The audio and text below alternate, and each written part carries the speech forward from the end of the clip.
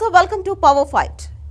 ఎందరో రాజకీయ ఉద్దండలను అందించిన నేల తెనాలి, కళాకారులకు పుట్టినిల్లు. ఈ అసెంబ్లీ ఎన్నికల్లో ఇక్కడ వైసీపీ వర్సెస్ జనసేన పోటీ నడుస్తోంది. ఏపీలో కీలకమైన నియోజకవర్గాల్లో తెనాలి కూడా ఒకటి. ఎందుకంటే ఇక్కడ జనసేనలో కీలక నేత నాదెండ్ల మనోహర్ పోటీ చేస్తుండడమే. ఆయన్ని సిట్టింగ్ ఎమ్మెల్యే అన్నాబత్తుని శివకుమార్ ఢీకొడుతున్నాడు. మళ్లీ తెనాలి అసెంబ్లీ సీట్ను గెలుచుకోవాలని వైసీపీ తీవ్రంగా ప్రయత్నిస్తోంది. ఇక్కడ గెలుపుతో జనసేనకు మంచి ఇమేజ్ దక్కుతుందన్న ఆశతో ఉన్నారు నాదెండ్ల మనోహర్. టీడీపీ, బీజేపీ అండతో పోటీ చేస్తున్న నాదెండ్ల మనోహర్ సిట్టింగ్ స్థానాన్ని సెకండ్ టైం కూడా గెలుచుకోవాలని ఆశిస్తున్న శివకుమార్ మధ్య పవర్ ఫైట్ ఎలా ఉంటుందో చూద్దాం.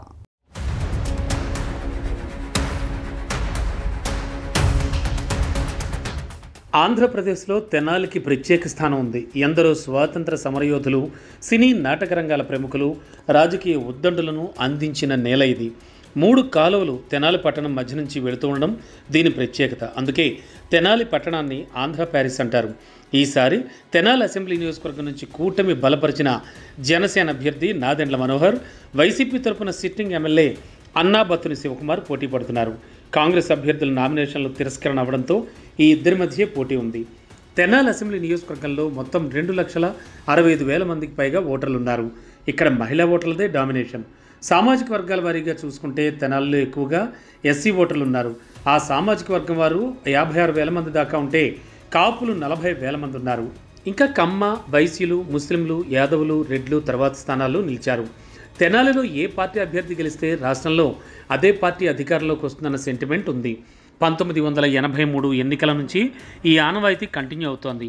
ఇక్కడ గెలిచిన కొణిజేటి రోసయ్య, నాదెండ్ల భాస్కర్రావు, అన్నాబత్తుని సత్యనారాయణ, నాదెండ్ల మనోహర్ లాంటి వాళ్ళకి మంత్రివర్గంలో కూడా చోటు దక్కింది. ఈ ఎన్నికల్లో టీడీపీ, బీజేపీ బలపరిచిన అభ్యర్థిగా జనసేన నుంచి ఆ party PSC chairman Nadendla Manohar పోటీ చేస్తున్నారు. అధికార పార్టీ వైసీపీ తరఫున సిట్టింగ్ ఎమ్మెల్యే అన్నాబత్తుని శివకుమార్ రెండోసారి అదృష్టాన్ని పరీక్షించుకోబోతున్నారు. నాదెండ్ల మనోహర్ ఉమ్మడి ఏపీలో స్పీకర్గా పనిచేశారు. ఆ తర్వాత జనసేనలో చేరాక ఆ పార్టీ వ్యవహారాల్లో కీలకంగా వ్యవహరిస్తున్నారు. నాదెండ్లకి సౌమ్యుడు, వివాదరహితుడు అనే పేరుంది. టీడీపీ, బీజేపీ ఆయనకు సంపూర్ణ మద్దతు ఇస్తున్నాయి. స్పీకర్గా ఉన్నప్పుడే నాదెండ్ల మనోహర్ తెనాలి నియోజకవర్గంలో 100 కోట్లతో తాగునీటి పథకం, 4 లైన్ రోడ్డుతో పాటు కొన్ని అభివృద్ధి పనులు చేశారు. తెనాలి అసెంబ్లీ నియోజకవర్గంలో కాపు, కమ్మ సామాజిక వర్గాల ఓట్లు ఎక్కువగా ఉండడం నాదెండ్లకు కలిసొచ్చే అంశం. అయితే నాదెండ్ల జనసేన రాజకీయ వ్యవహారాల కమిటీ చైర్మన్గా ఉండడం వల్ల పార్టీ వ్యవహారాలు చూడడానికి రాష్ట్రం అంతటా తిరుగుతూ ఉంటారు, అందుబాటులో ఉండరు అనే విమర్శలున్నాయి. దీనికి తోడు మాజీ మంత్రి, టీడీపీ సీనియర్ నేత ఆలపాటి రాజేంద్ర ప్రసాద్ కూడా ఈ టికెట్ ఆశించారు. సో ఆయన వర్గీయుల్లో కాస్త అసంతృప్తి అయితే ఉంది.